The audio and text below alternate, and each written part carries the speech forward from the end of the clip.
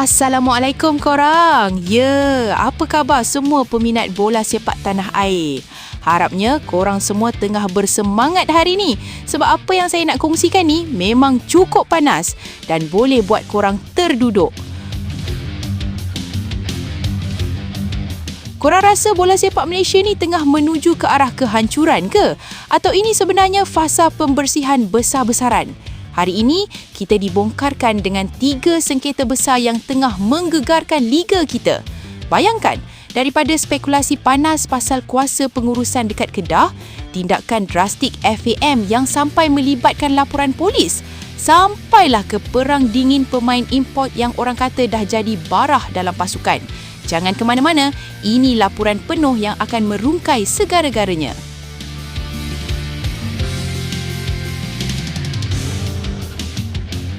Sebelum kita menyelam lebih dalam, saya nak minta jasa baik korang semua.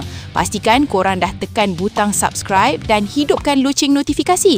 Kita tak nak korang terlepas analisis tajam dan berita eksklusif yang hanya ada di saluran ini. Dah ready? Jom kita bahas.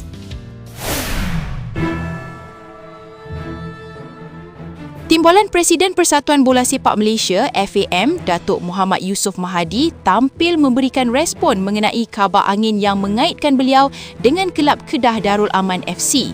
Sejak kebelakangan ini, nama beliau disebut-sebut bakal mengisi jawatan penting dalam pengurusan Sang Kenari bagi membantu memulihkan semula kestabilan pasukan tersebut. Mengulas lanjut mengenai perkara itu, Yusof Mahadi menegaskan bahawa segalanya yang bertiup kencang di media sosial ketika ini hanyalah jangkaan dan spekulasi daripada peminat semata-mata. Beliau menjelaskan setakat ini tiada sebarang perbincangan rasmi yang berlaku antara beliau dan pihak pengurusan Kedah. Menurutnya, beliau masih komited dengan tanggungjawab sedia ada dan tidak mahu terburu-buru mengulas mengenai masa depannya dalam pengurusan kelab setelah tidak lagi bersama Melaka. Beliau juga menyatakan rasa hormatnya terhadap pasukan Kedah yang dianggap sebagai salah satu gergasi bola sepak negara yang mempunyai basis penyokong yang luar biasa. Namun buat masa ini, beliau mahu fokus kepada tugasannya di peringkat kebangsaan bersama FAM terlebih dahulu sebelum memikirkan sebarang tawaran lain jika ada pada masa hadapan.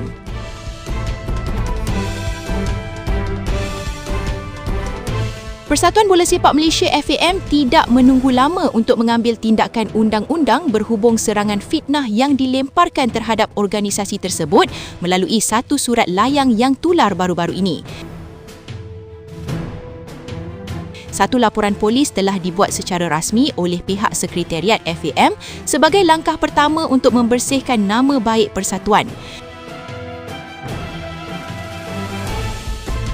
Menurut kenyataan yang dikeluarkan, kandungan surat layang tersebut mengandungi pelbagai dakwaan berat berkaitan salah guna kuasa, isu kewangan dan kepimpinan di dalam FAM yang dianggap sebagai satu cubaan untuk mencalarkan imej individu tertentu dan organisasi secara keseluruhan. FAM memandang serius perkara ini kerana ia bukan sahaja menjejaskan reputasi dalam negara, malah boleh memberi impak negatif kepada persepsi pihak penaja dan badan antarabangsa seperti AFC dan FIFA. Pihak FAM menegaskan bahawa mereka sangat terbuka kepada sebarang kritikan dan teguran daripada penyokong sekiranya ia dilakukan melalui saluran yang betul dan berasaskan fakta. Bagaimanapun, penyebaran maklumat palsu dan fitnah yang bertujuan jahat tidak akan dibiarkan. Mereka menyerahkan sepenuhnya kepada pihak polis dan Suruhanjaya Komunikasi dan Multimedia Malaysia (SKMM) untuk mengesan dalang di sebalik penyebaran dokumen tersebut dan memastikan individu terlibat dibawa ke muka pengadilan.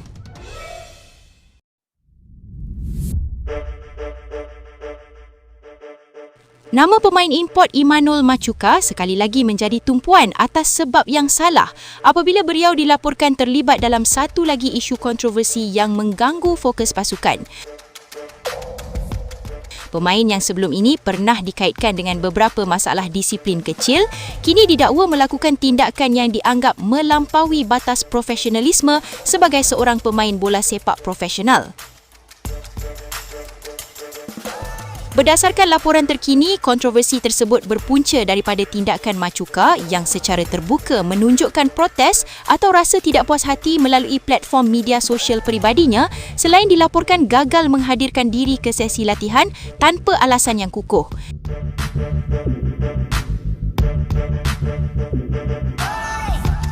Tindakan ini mencetuskan kemarahan dalam kalangan penyokong yang merasakan pemain tersebut tidak menghargai kontrak dan peluang yang diberikan oleh kelab, terutamanya ketika pasukan sedang bergulut untuk memperbaiki kedudukan dalam liga.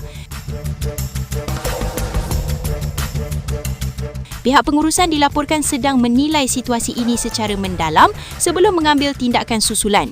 Terdapat ura-ura yang mengatakan kontrak pemain tersebut mungkin ditamatkan lebih awal atau beliau akan dikenakan denda yang berat sekiranya didapti bersalah melanggar kod etika kelab.